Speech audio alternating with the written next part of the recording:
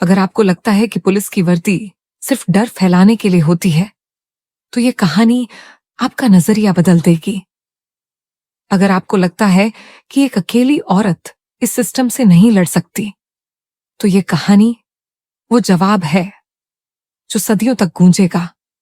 शिवपुर के सिंगारपुर गांव से उठी एक आवाज जिसने सत्ता, सिस्टम और साजिश तीनों को घुटनों पर ला दिया।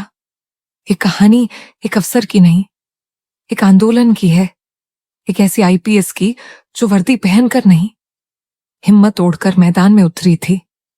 जहां इंसाफ की बात करना बगावत था, वहां उसने सच को हथियार बनाया। देखिए ये कहानी आखिर तक, क्योंकि जब तक आप इसका आखिरी सीन नहीं देखेंगे, आप यकीन नहीं कर पाएंगे कि सच्चाई कितनी खौफनाक और कितनी ताकतवर हो सकती है। वीडियो को लाइक करें, चैनल को सब्सक्राइब करें और कमेंट में बताइए, क्या अगर आप आरती राणा होते तो लड़ पाते? इतनी बड़ी लड़ाई या फिर चुप रहना ही आसान लगता? दोस्तों, शिवपुर जिले की सीमा पर स्थित छोटा सा गांव सिंगारपुर अपने भीतर कई अनकहे राज दबाए बैठा था। जहां गली के नुक्कड़ पर खाकी वर्दी का खौफ था, लेकिन इंसाफ की उम्मीद कहीं कोनों में दम तोड़ती नजर आती थी। उसी माहौल में आईएएस की ट्रेनिंग पूरी कर चुकी आरती राणा को पहली बार बतौर आईपीएस वहां नियुक्त किया गया। ऊंची कद काठी, दृढ़ आंखें और भीतर से हिम्मत की ज्वाला लिए गए आरती जब थाने पहुंची तो उसे वहां की फाइलों में नहीं, दीवारों पर चुप्पी में और कांस्टेबलों की झुकी नजरों में कुछ अलग महसूस हुआ। उसने एक लावारिस केस की जानकारी मांगी तो सबने टालने की कोशिश की। फिर एक पुराने हवलदार ने धीमे स्वर में कहा, मैडम, उस फाइल को छेड़ने की इजाजत ऊपर से नहीं आती। आरती समझ गई कि ऊपर कहे जाने वाले लोग कानून से नहीं, सत्ता से संचालित होते हैं। उसे जल्द ही पता चला कि थाने की असल कमान इंस्पेक्टर रणवीर ठाकुर के हाथों में है, जो बाहर से अनुशासित लगता है लेकिन भीतर से पूरे तंत्र को अपनी मुट्ठी में बांध कर रखे हुए है। वह अफसर कम, माफिया ज्यादा है। उसके इशारे पर चार्जशीट बदल जाती है, केस बंद हो जाते हैं और गवाह गायब कर दिए जाते हैं।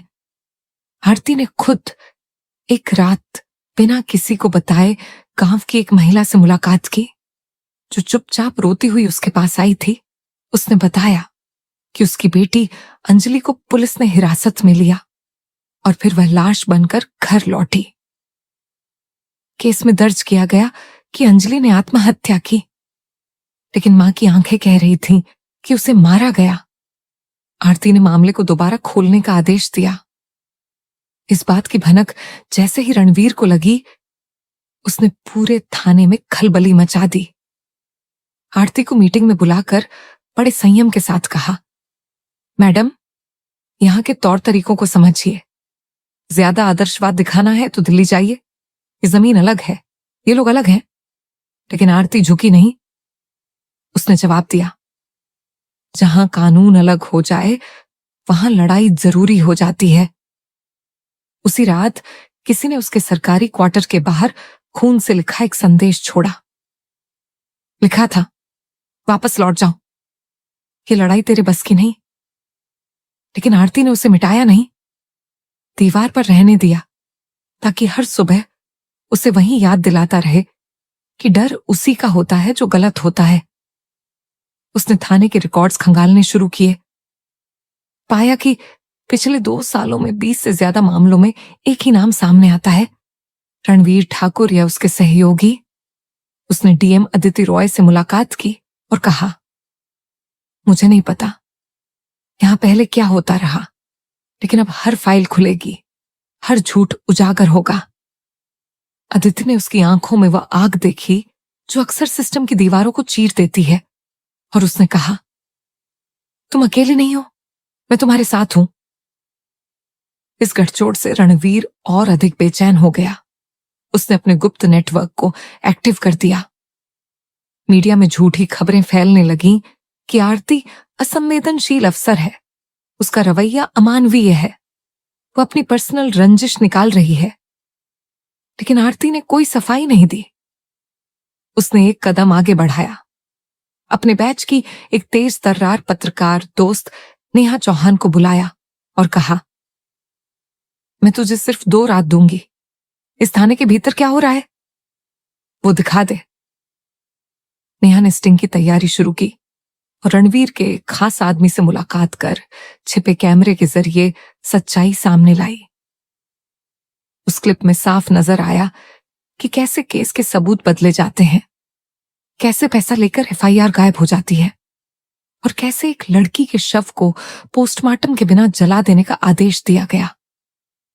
जब यह क्लिप वायरल हुई, सोशल मीडिया पर हंगामा मच गया। लोग कहने लगे कि इस बार कोई अफसर सच में लड़ रही है, लेकिन असली जंग अब शुरू होने वाली थी, क्योंकि रणवीर को न केवल सत्ता का वरद हस्त मिला हुआ था, बल्कि वह खुद भी सिस्टम में इतने गहरे बैठ चुका था कि उसे गिराना आसान नहीं था। आरती अब अकेले एक इंसान से नहीं, एक पूरे सड़े हुए तंत्र से टकरा रही थी, और उसकी पहली चोट सिर्फ चेतावनी थी। आने वाले दिन उसे एक ऐसी गहराई में ले जाने वाले थे जहां से निकलने वाला हीरो नहीं, इतिहास बनाता है।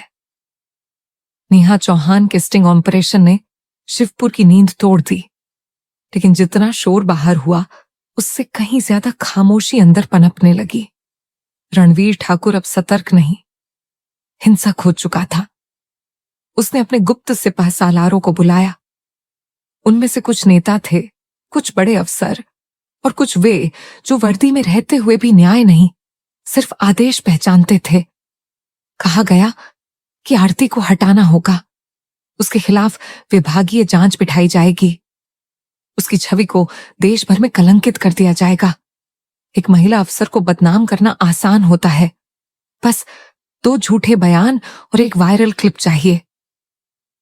उधर आरती को भनक लग चुकी थी कि कुछ बड़े नाम उसे मिटाना चाहते हैं, लेकिन वह चुप रही। उसने हर प्रतिक्रिया को अपने भीतर कैद रखा। चेहरे पर एक स्थिरता थी जो रणवीर जैसे लोगों को सबसे ज्यादा डराती है। उसी दौरान एक चौंकाने वाली खबर आई। वह मेडिकल ऑफिसर जो अंजलि की रिपोर्ट बदल चुका था, एक एक्सीडेंट में मारा गया। लेकिन आरती ने तुरंत वहां पहुंचकर सबूतों की तस्वीरें लीं। कुछ चीजें बेतरतीब थीं। गाड़ी की ब्रेक वायर किसी ने काटी थी। आरती को यकीन हो गया कि यह सिर्फ एक्सीडेंट नहीं, हत्या थी। उसने अपनी रिपोर्ट तैयार की और उसे सीधे राज्य महिला आयोग और मानवाधिकार विभाग को भेज दिया। रणवीर को अब आरती के अगले कदम की चिंता सताने लगी।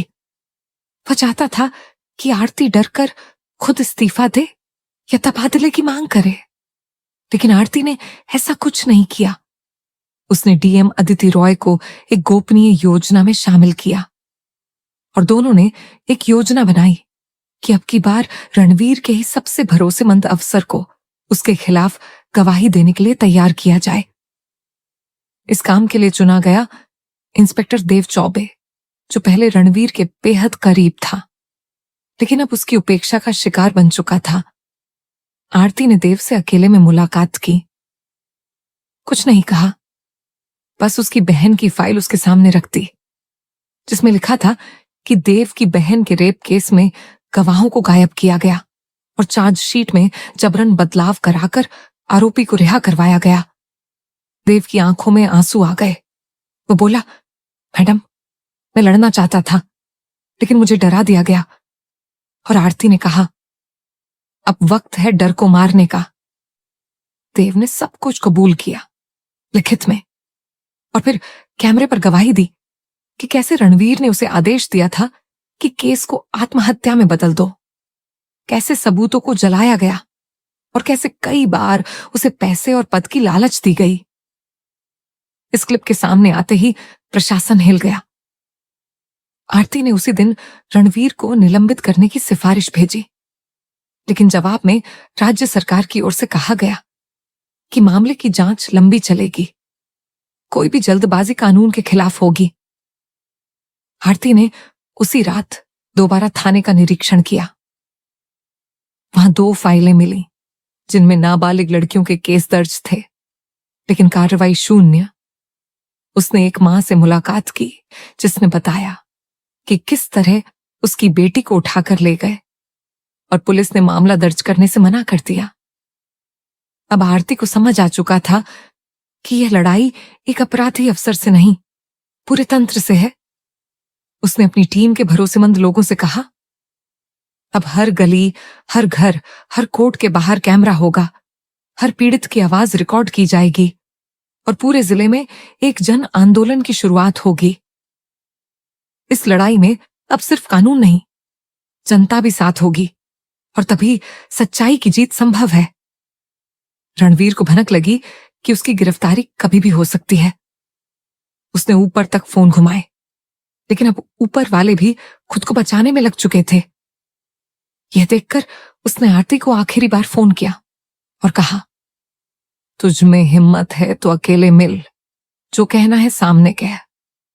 आरती ने जवाब दिया, अब तुझसे मिलने का वक्त कोर्ट में होगा, जहां मैं सबूत रखूंगी और तू गवाह नहीं, मुजरिम होगा। इस टक्कर में अब दोनों तैयार थे, एक वो जो सत्ता के नशे में चूर था और एक वो जो सच्चाई के रास्ते पर अडिग। लड़ाई अब निजी हो चुकी थी और जिले की हर सांस अब इस जंग की गूंज से कांपने लगी थी। शिवपुर की सड़कों पर पहली बार वर्दी के डर से नहीं, न्याय की उम्मीद से भीड़ जमा होने लगी। आरती राणा ने जो दस्तावेज जुटाए, जो पीड़ित सामने आए, जो आंखें बरसों से चुप थीं, वो अब बोलने लगी। आरती ने हर केस की एक कॉपी जन सुनवाई के मंच पर रखी। हर बयान रिकॉर्ड हुआ, हर दर्द कैमरे में बंद हुआ। स्कूल की बच्चियों ने पोस्टर बनाए, कॉलेज के छात्रों ने मार्च निकाला। हर तरफ आवाज उठने लगी कि अगर आरती को हटाया गया तो पूरा जिला शांत नहीं रहेगा। ये कोई आंदोलन नहीं, न्याय की पुकार थी और ये पुकार रणवीर ठाकुर के दिल तक पहुंची। लेकिन वहां डर नहीं, गुस्सा पनपा। उसने कहा, अब वक्त है ऐसी चोट देने का जिससे ये औरत ही नहीं, उसका समर्थन भी चुप हो जाए। उसने अपनी जड़ों को फिर से खंगाला। थाने के 2 पुराने कांस्टेबल जो पहले आरती के वफादार थे, उन्हें पैसों और पद की लालच देकर अपने पाले में कर लिया। उन दोनों को एक फर्जी शिकायत तैयार करने का काम दिया गया, जिसमें कहा गया कि आरती ने एक महिला से दुर्व्यवहार किया।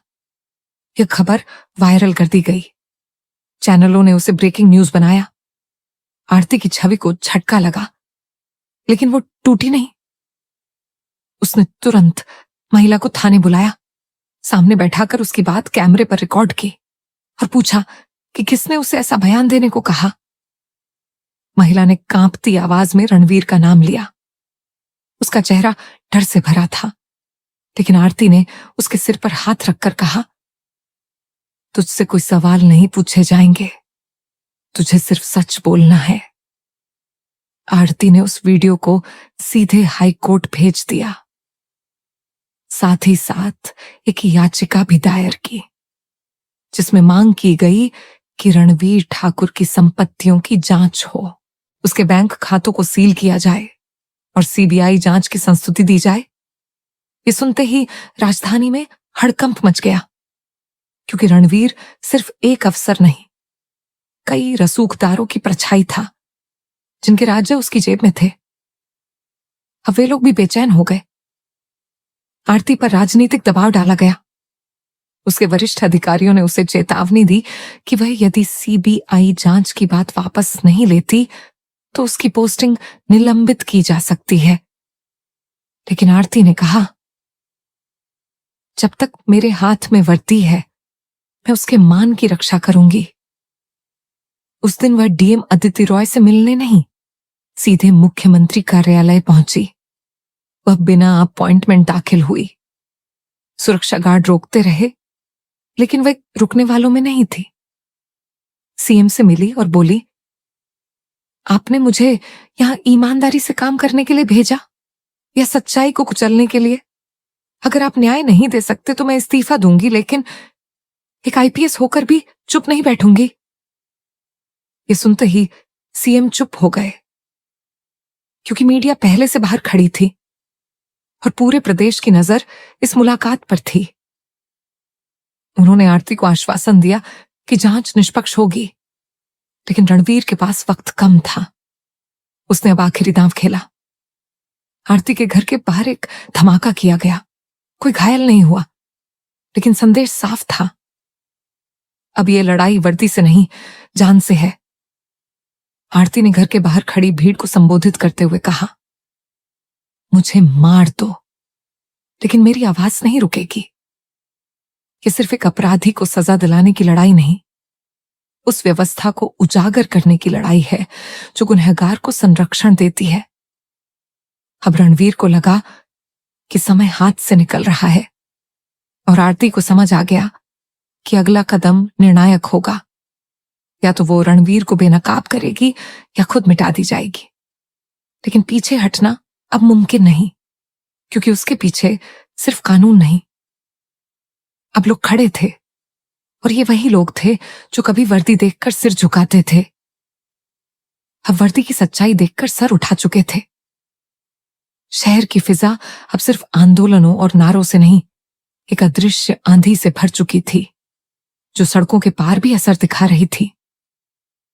आरती राणा ने हर हमले का जवाब संयम से दिया, लेकिन अब वक्त आ गया था वार करने का।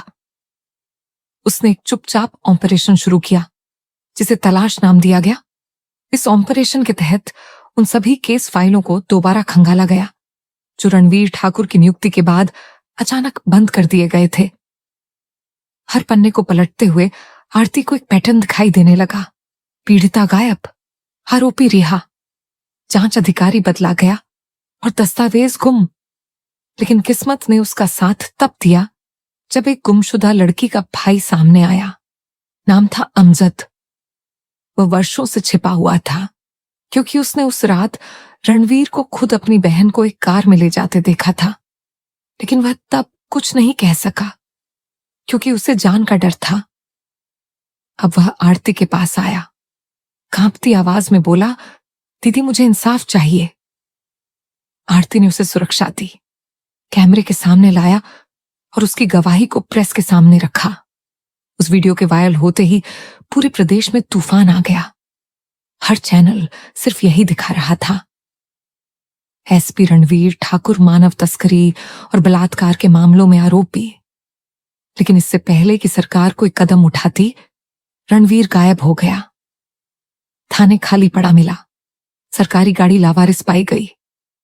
आरती को पता था कि वह छिपेगा नहीं, पलटकर जरूर वार करेगा। इसलिए उसने पूरे जिले की सीमाएं सील करवाईं। हर hotel, lodge, border check post पर तलाशी शुरू करवाई गई और उसी दौरान एक गाड़ी पकड़ी गई जिसमें से 2 आदमी निकले। उनके पास नकली आईडी और भारी नकदी थी। पूछताछ में पता चला कि वे रणवीर के पुराने साथी थे और उसे नेपाल बॉर्डर पार करवाने वाले थे। आरती ने अब राज्य स्तर पर लुकआउट नोटिस जारी कराया। लेकिन इसी बीच एक और धमाका हुआ।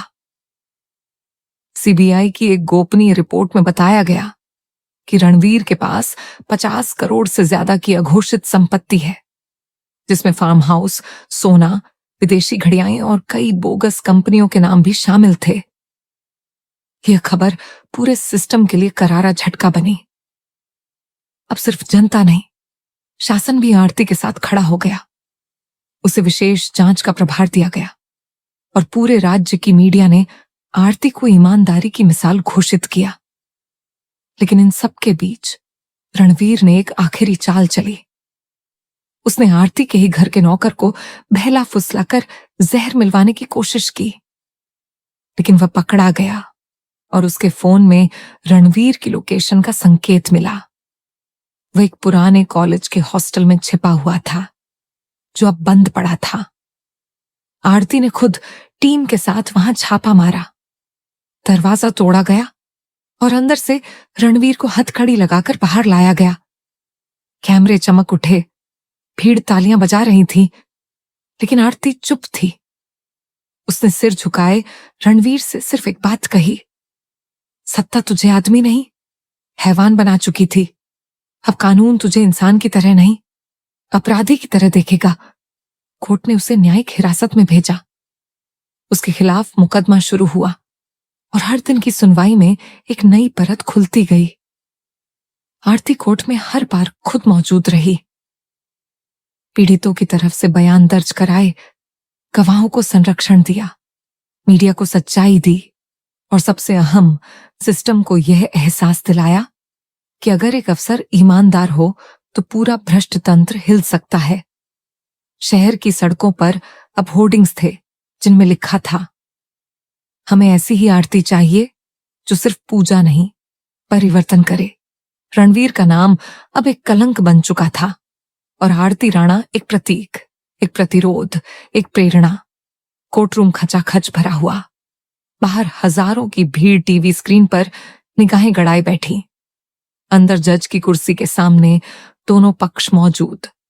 वकीलों की बहस खत्म हो चुकी।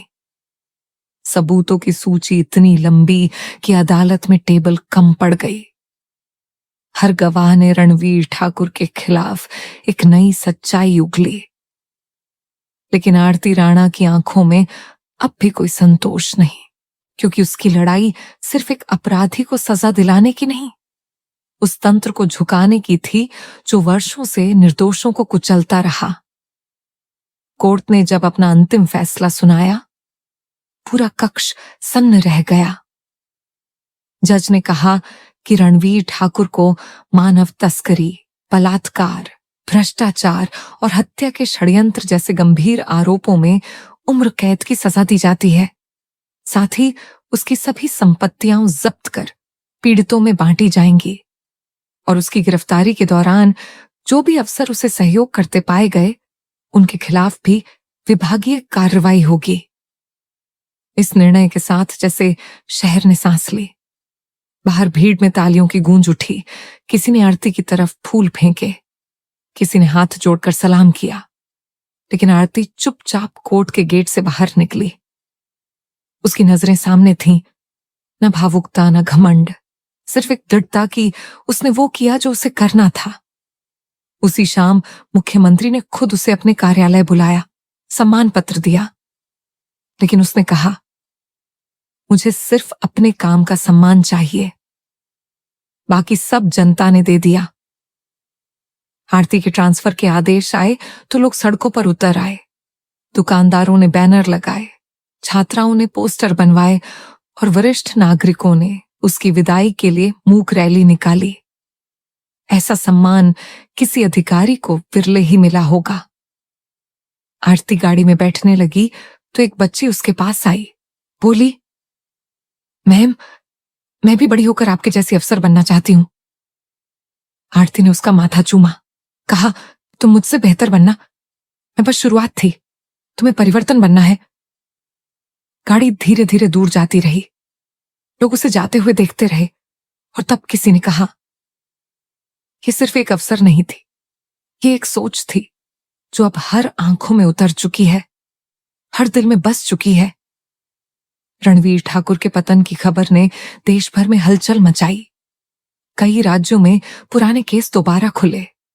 हर विभाग में अफसरों की निगरानी तेज हो गई और दिल्ली में बैठे नीति निर्माताओं को भी समझ आ गया कि अब चुप रहना जोखिम बन सकता है। आरती राणा का नाम अब सिर्फ फाइलों में नहीं, स्कूल की किताबों, प्रेरणा दीवारों और प्रशासनिक प्रशिक्षण संस्थानों में दर्ज हो चुका। एक कहानी जो चाय से शुरू हुई थी, आज पूरे देश की चेतना में घुल चुकी थी, क्योंकि उसने सिखाया कि अगर एक औरत ठान ले तो व्यवस्था बदल सकती है, डर को परास्त किया जा सकता है और सच्चाई को जिताया जा सकता है। आरती की कहानी खत्म नहीं हुई। वह हर उस आंख में जिंदा है जो अन्याय देखकर अब चुप नहीं रहती,